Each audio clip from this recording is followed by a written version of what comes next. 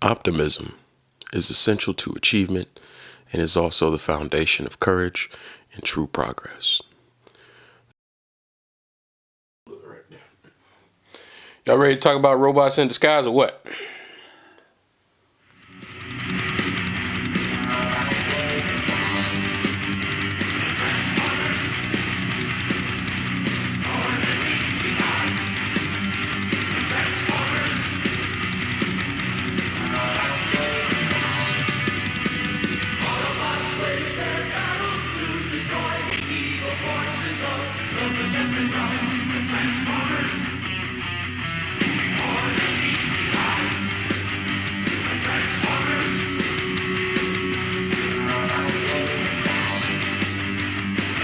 That's right, baby.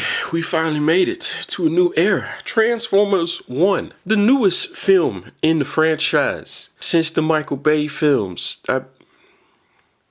There was two after the Michael Bay films. I think those had different directors.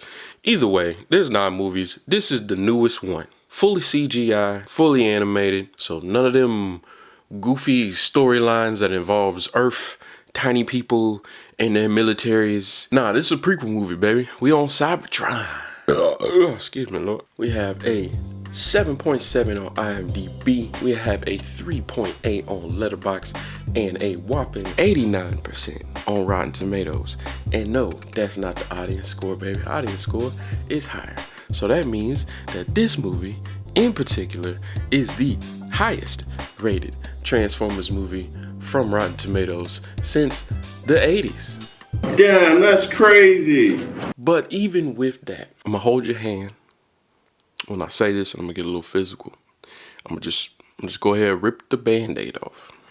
This movie is considered a Box office failure. multiple sources saying that it cost different amounts, but all of them, for the most part, they say that the highest amount of money that it took to make this movie was $147 million. And yeah, it didn't even make its budget back in the box office. And you know the rule has got to be 2.5 times successful to be immediately greenlit for a second. Now there is some cases where, you know, they still make second movies without that, but nowadays if your movies flop, like, they don't even look at it again. Now me personally, I would have to say that the main culprit for this movie being a Box office failure. marketing. You an average movie watcher, not really that much of a Transformers fan, but you did happen to watch the Michael Bay movies back in the day because you was young back then. And you see a trailer for this movie, and everybody's only seen the one trailer. So, how long do you think we'll be here? I'm not talking to you. You know what? We are so screwed. Thought you weren't talking to me. What do you get out of that one trailer? What do you know about the movie? What is the conflict? Here is Optimus and here is Megatron before they became those two things. It's a bunch of haha jokes here and there and this, that, and the third. It's very Whedon-esque, and yeah, it's rated PG. So you're just like, oh, this is a kid's movie, so I'm probably not gonna care about this. That was my same mindset. I was not checking for this movie. It wasn't until like buzz started getting around on Twitter. We're not calling it X, we're calling it Twitter. Buzz got around from not like the actual official page for the movie, but from some guy that saw the movie. I think his tag is like Transformers fan or something like that. I'll put him up here. But it's because of this man's hard, free ass work that I got to see different parts of the movie that made me reconsider everything that I thought initially. How marketing is supposed to work. It's supposed to give you, well, especially nowadays, it's supposed to give you a not so subtle amount of information, but enough to pique your interest. You didn't get that from any of the stuff that Paramount or whoever decided to just put out there. So this is supposed to be advertised as a kids movie, correct? Word, no big deal. Wouldn't it make sense if you told everybody that these characters are being voiced by some of the Avengers? They had Thor voicing Optimus Prime, and they also had Black Widow voicing Alita. When it came to advertisement for this movie, the only 3 people that you ever really saw was Chris Hemsworth, Brian Tyree Henry, and Keegan-Michael Key. Don't get me wrong, all of them phenomenal people, did amazing in the movie. However, you got 2 of the Avengers voicing characters. Where's Scarlett Johansson talking about this movie? Not only that, y'all got Morpheus voicing one of the best characters, the character for the whole entire twist. Where's Lawrence Fishburne at? They even advertised on like things as diabolical as Snapchat. That's right. They made a Snapchat filter for this movie and had all of them do a little video like, look, I'm out to bro. Children do not use Snapchat, man. If porn wasn't a thing, if selling feet pics wasn't putting everything in shambles right now, like Snapchat would not exist. Cause kids aren't on Snapchat, bro. They're on TikTok. And the only reason I figured out that they were on Snapchat is because I was trying to buy feet pics on Snapchat. Hello, little gosling. Tiny, tiny feet. Unlike its predecessors, like I was saying, I think besides the 80s movie, this is the only one. Well, let's not include the 80s movie. We should, just for out of respect, out of sheer respect, we should include that movie. We'll put it in people's eye was the Michael Bay movies and stuff like that. None of them were PG. After the success of the movies, they had spin-off cartoons, and then that's when that started hurtling into like the children's thing. So it was advertised as a movie that had no edge, just all softness, more Paw Patrol, less SWAT cats. And buddy, when I watched the movie, we were all wrong. You right now that hasn't seen this movie, you are wrong, but that's okay. We gonna fix that.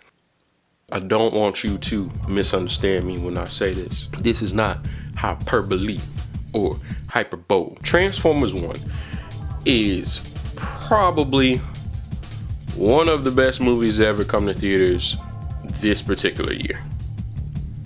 Straight up. So despite its little baby rating, this movie handles a lot of tough subject matter. Ultimately, the bonds that you form shape you as an individual, sometimes for the better and sometimes for the worse. Classism and subjugation, and also slave labor. Yeah, that's in the movie. Let's see Shia LaBeouf and Marky Mark talk about that without a fucking explosion or something in the background, you know? Ooh, this film is centered around one Orion Pax and 2D16. Everyday miners with their goal to mine as much energon as they can for Sentinel Prime. Sentinel Prime is one of the 13 primes that fought on the surface against their natural enemy, the Quintessence. He was the only one to come back, so he is held as the most honorable, most respected, most powerful guy in all of Cybertron. Now, individually, Orion Pax, he is a rebel dreamer. You can often find him in Cybertron's library, reviewing archives, just rewatching and listening to stories of the 13 primes, how they were appointed by Cybertron themselves to watch and protect everyone. Those stories just fuel his aspirations of being more than just a cog. D16, on the other hand, has absolutely no issue following orders as long as it's for the greater good of Cybertron. He has no issues being a building block for the next generation. Understanding their different views on how to live life individually, they have somewhat of a brotherly bond between them two based on their mutual respect for the 13 primes, and both of them having a vision for the better future of Cybertron, because both of them ultimately want that, and they want to be a part of that in some way, shape, or form, whether Orion's is directly and D16's is indirectly. Either way, they homies. Moving forward with the many terrible plans Orion has, they find themselves in a lot of situations involving the guards. Guards are the bots that can transform. They're basically viewed as like the overseers. They also give out jobs to people on behalf of Sentinel Prime. One of Orion's occurrences kind of puts like the whole movie in motion. It lands him and D16 smack dab in the middle of a celebratory race hosted by Sentinel Prime with all the bots that can transform. It's just supposed to be a thing that, like, you know, the cogs can watch and be like, ooh, ah, yeah, we're a society. So to like ground this a little bit more, imagine your boy wakes you up and it's just like, yo, let's go. You're tired, but you're like, okay, where we going? And next thing you know, you and your boy are crashing the Grammys. And somewhere while all that commotion is happening, you just like, I don't understand how we got here, bro. We just work at Walmart. Right after you had that thought, security snatches both of y'all up. And instead of just throwing y'all out, not only do they do that, they take y'all to a unmarked part of the map.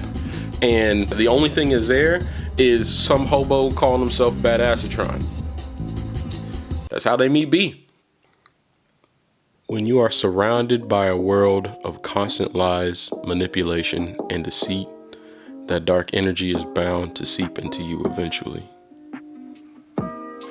Watching D16's descend into anger as well as evolution into Megatron through sheer rage of learning the truths that they learn on their adventures, it's horrifying as well as beautiful.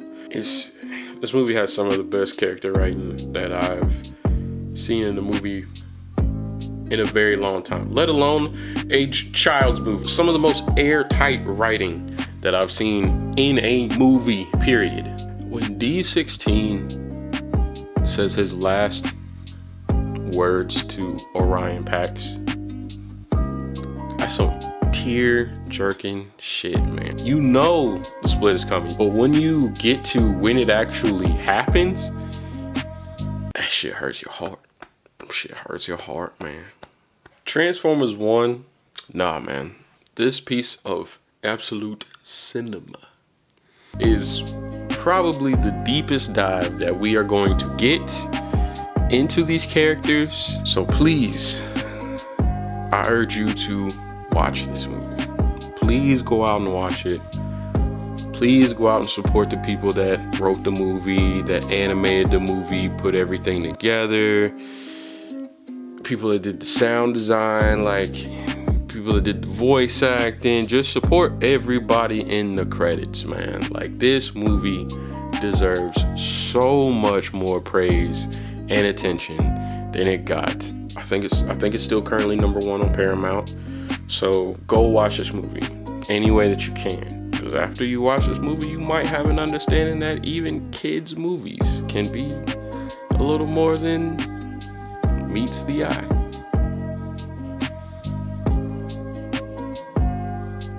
Pretty good. That's pretty. Oh, hey, what's up, everybody? It's your boy MaxximumSupreme.Pizza, and thank you for making it to the end of the video.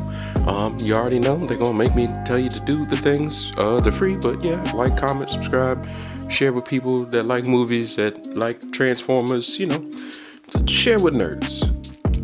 Share with nerds. And if there is a video that you want me to review for you specifically, baby, I will do that. Just hit me up on my Patreon. We have 3 tiers. You can give as little as $1, but there's 3 tiers. 2 of them involves me reviewing whatever movie that you request. Excuse me, I burped. Well, one of those 2 also means that you get to pick the alcohol that I consume while reviewing said movie. So with that being said, don't be terrible. Please be nice to my liver. Be nice, please. Also, shout outs to the 2 patrons of this month right here. These are very special people to me. But other than that, again, thank you for watching, and I'll catch you in the next one.